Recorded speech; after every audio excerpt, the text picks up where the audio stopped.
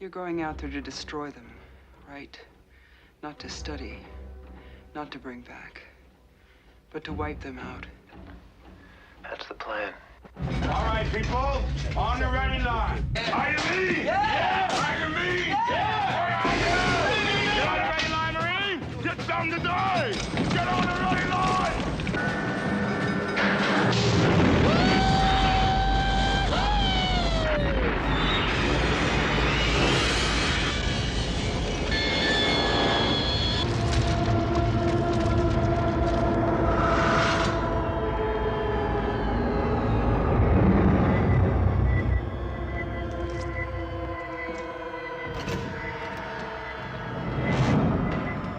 There she is. Get your light up here. Keep back, don't scare her. Movement! Talk to me, Hudson! I got signals. I got readings in front and behind. There's nothing back here. Look, I'm telling you, there's something moving and it ain't us. Get them out of there!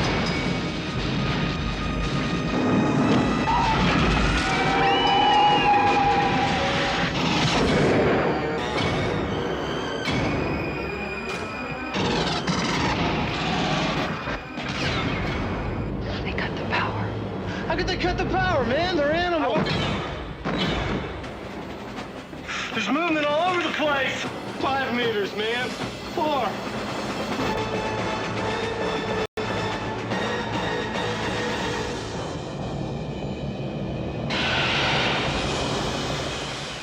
Aliens.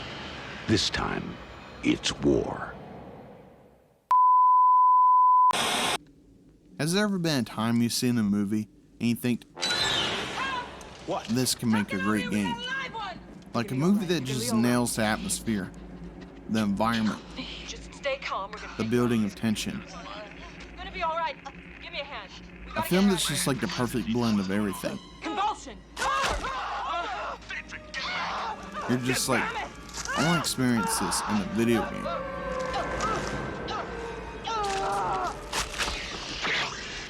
Yeah, well, me too.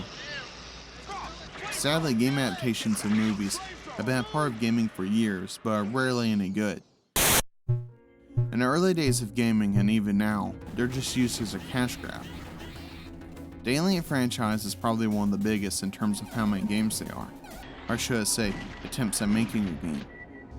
Alien came out in '79, and since then, there's been a game on almost every device up till You're not the now. only one, Laura. I can tell you a story or two. They're all pretty bad, but I guess it's just par for the course for the franchise though. In retrospect, some of them are probably better than the later movies based on. But outside of a few AVP games, stands Alien Isolation, one of the few actually good standalone Alien games. It was released in 2014 off the heels of a train wreck known as Alien Colonial Marines, and developed by Creative Assembly, the people behind the Total War series. I don't know if it's because it's a movie game or because it came out right after that dumpster fire, probably both, but I feel this game is highly underrated. Word of mouth is really what carried it. It nails the atmosphere, the story, the characterization, and most importantly, the alien itself.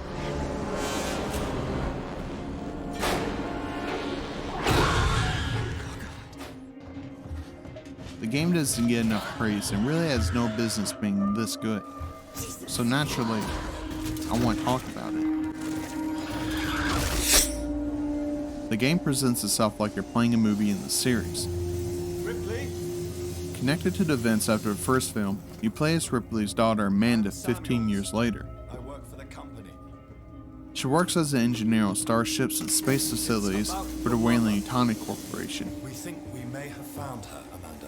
Still plagued by her mother's disappearance 15 years later, she's left wondering what happened aboard the Nostromo. Anisadora has recovered what we believe to be the flight recorder unit of the Nostromo. She's given an opportunity at closure, and went out for a spot on a team to retrieve the lost ship's flight recorder. It is recovered by a salvage ship and now lays in storage aboard Sevastopol Station, a Freeport commercial outpost space station that's in the process of being decommissioned. The game starts off as the team tries to board the space station, but finds communication system is scrambled. Attempting to spacewalk over, they get hit by a piece of debris separating Amanda from the rest of the group, leaving her now to adventure in Sevastopol alone. unbeknownst to the horror that awaits her once on board. In the first film, it is on board a small starship with a 7-person crew. Sevastopol is the size of a small town. It's a grim, desolate space station with a relentless predator lurking around every corner. The remaining residents on board is in mass hysteria. Paranoid and desperate, they fear outsiders and will kill on sight. The androids that run the ship have gone haywire, hunting down trespassers indiscriminately. With a lot of the ship shut down and low on power, it's survival of the fittest in space.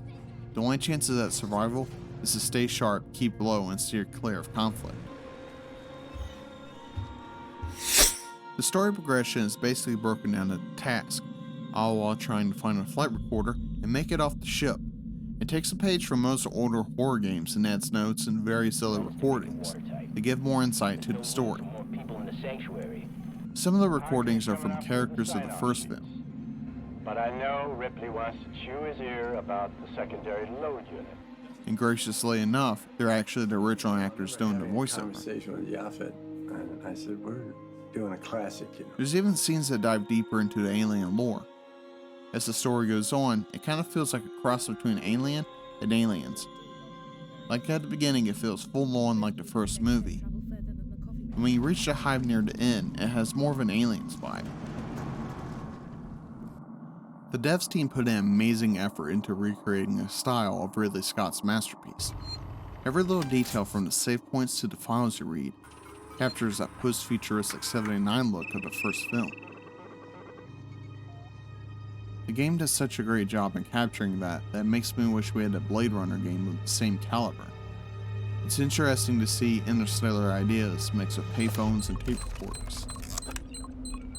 There's things like security hacking, but it's not high tech.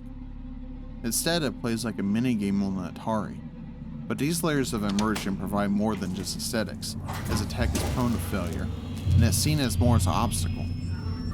It's deep rooted in every aspect of the ship, becoming a keynote for the story. In a futuristic world of space travel, we're left with primitive, obsolete tech, providing a need for more conventional methods for survival.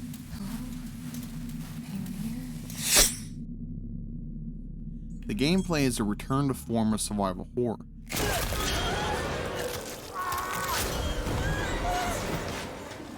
Considering the game predates most newer survival horror games.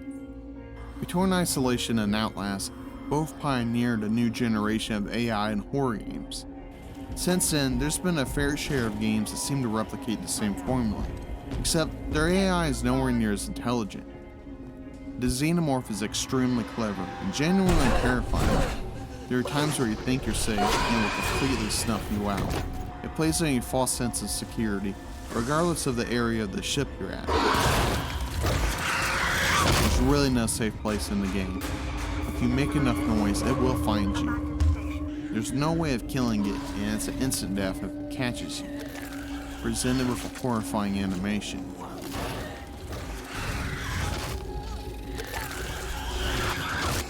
There's multiple enemies in various places of the ship, but the Xenomorph is the only one that's constant.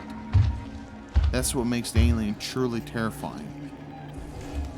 It's the ever-looming death that's always hanging over your shoulder. You really have to be smart and stay on your toes. Strategizing craftable items with keeping a low profile is really the only way to survive the Xenomorph. There's a radio menu that provides craftable items and weapons found around the ship. Separated by offense and defense, it's up to you to decide how to deal with enemies. You can go in heavy and permanently take care of enemies with firearms, but will alert the alien. Choose not to engage by using distraction items. You can double up and use civilians as bait. The androids, though, they're on a whole nother level. They're synthetic, therefore the Xenomorph doesn't see them as prey. So you have to be careful how you dispose of them. If caught, you'll be a sitting duck, knowing the Xenomorph is right behind you. It's very intense and makes these situations all the more stressful. However, the androids can really be in a league of their own. Their appearance is pretty unsettling, and under the right circumstance, they can be damn near terrifying. benefit though is they're slow and disposable and unable to instant kill you.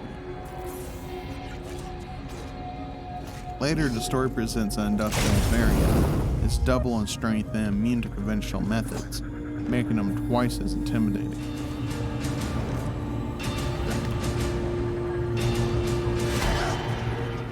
For exploration, there's ID badges to collect. They serve no purpose other than just being an in-game item to collect. They're usually located around craftable items and ammunition, and that serves as its own reward. But the game itself is more for the experience, not replayability. They do offer a few DLCs and an extra mode that I'm really not up to the challenge to play. However, the atmosphere is the game's biggest strength. As I stated before, the devs truly did an amazing job in capturing the aesthetic and tone of Alien. The whole environment can be claustrophobic, dark, and eerie. The lighting sets the stage for each area. The hallways are decorated with the deceased. Outdated tech and mayhem are spread throughout the ship. A stunning visual piece breaks the darkness. All these things are levels of immersion. Survival horror games thrive on it, as they can never be what they are without it. Alien Isolation excels in that, and presents itself as a visual masterpiece. The only real issue I had with the game lies within the story. Without spoiling anything, I can say the game never lets up. It's relentless. It doesn't reward a player with enough closure at the end. Overall, it's an experience to play. It's not about items or replayability. It's about appreciating how well the game is made. It really took me by surprise. It's one of the best survival horror, if not the best licensed video game out there.